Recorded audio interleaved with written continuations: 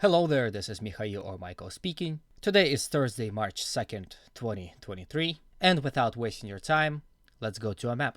This is Bakhmut and the situation of yesterday. And this is what changed. First of all, I want to start with Russian attacks from the north and from the east. There are reports that Russians are pushing hard from the south of Bakhmut towards the city center. If we zoom in a little, we can see that on this side the fighting is happening in the forest and Russians are getting close to the actual city blocks. As you can see, Russians are getting very close to this road.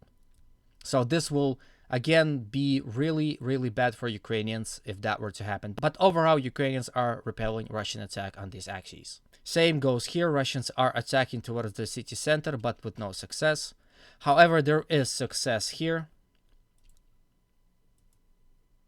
As you can see, Russians had crossed the small river and advanced further, as well as capturing this sector right here. There are no changes in the east side, but once again, there are reports that Ukrainians are completely withdrawing from the east side of. North of Bakhmut, we see some changes as well. Russia had captured some city blocks in this area.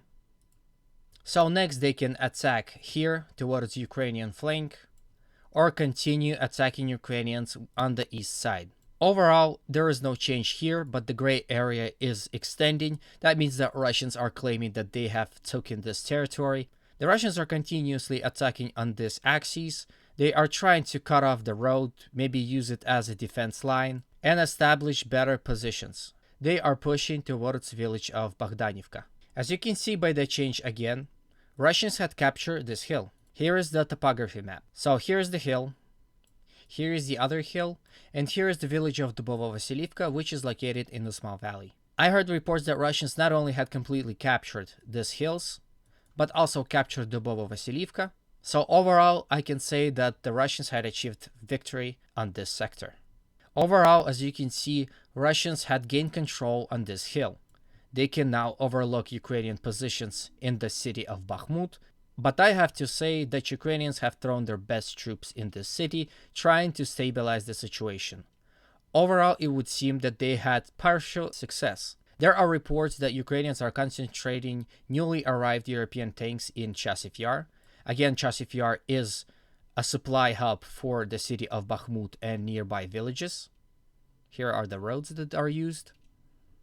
So a very important place where Russia should attack next. Ukrainian bloggers are saying that Ukrainians are preparing for a counterattack. Some of them suspect that the counterattack will happen in this location, but I think that Ukrainians will counterattack here. Wagner troops are reporting heavy battles for the village of Hramove.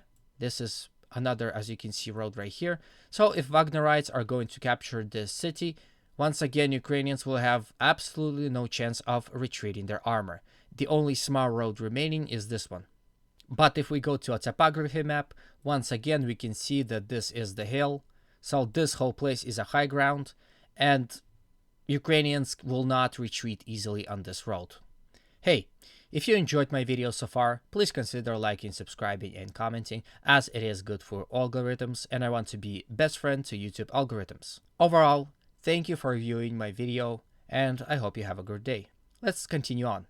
After Bakhmut, we go north, and we can see the city of Seversk. Russians had tried to capture the city of Seversk for some time now, but had not achieved any significant victories on this sector. As you can see, there are no changes on the map. However, there are reports of heavy fighting, and Russians are trying to capture the village of Razdalivka and Vesele. Overall, Ukrainians are successfully repelling one Russian attack after the other. A bit north of Seversk, we can see Liman front, and there are some changes that appeared today. As you can see, Ukrainians had pushed Russians back out of this forest. However, this can be very dangerous as they are now open to flank attack of the Russians. But overall, this can save Ukrainians a few precious days. The Russians are attacking on these axes towards these villages right here and this river right here. Again, very important, and we can see why Ukrainians are desperately counterattacking on this sector. Maybe Russians have pushed extremely hard, and Ukrainians are doing damage control. After that, we go a bit north, and there is also change in the map. As you can see, Russians are attacking from the village of Novovodine. They are coming closer and closer. Once again, we have to consider that the gray area might be already controlled Russian territory, so they are basically at the outskirts of the village. Even further to the north, there is village of Dvorichna. Russians are attacking here for some time, but with no success. Also reports of Ukrainian attacks at Liman Pershi, but their attacks were repelled by Russian forces. Once again, the city of Kupiansk was a target for Russian attack for a long time already. Russians had not achieved any major gains on this front. We're done with the north of Ukraine and we go down to the city of Avdiivka.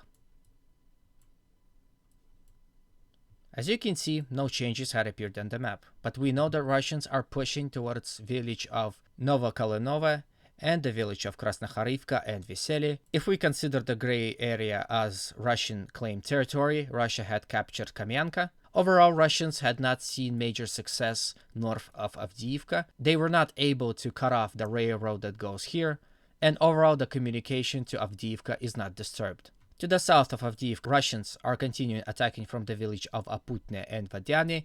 Overall, as you can see, no changes on the map. But reports of heavy fighting, Ukrainians are repelling Russian attacks successfully. Same goes with the Russian attack from Pisky. They are attacking towards Pervomaisky. Again, no changes, and Ukrainians are defending spectacularly. From here we go even further south to village of Marinka. No changes here. Russians are unable to capture Pobeda village and are unable to encircle Marinka as of right now, but we can see by their attacks that this is exactly what they're trying to do. From Marinka, we go even further south, where lies city of Vuhledar. The city of Vuhledar had become a graveyard for both Russians and Ukrainians, and especially the city is famous for unsuccessful Russian attacks. There are more and more videos coming in about Russians fighting for the Dacha area and attacking on these axes and continuously losing tanks. Again, very open area. The city is located on the high ground, so I think attacking this city head-on is extremely stupid. But I'm not a Russian commander, so we'll leave it at that. So this is it for today. I hope you liked my content. I wish you have a good day, and always remember, Russia will be free.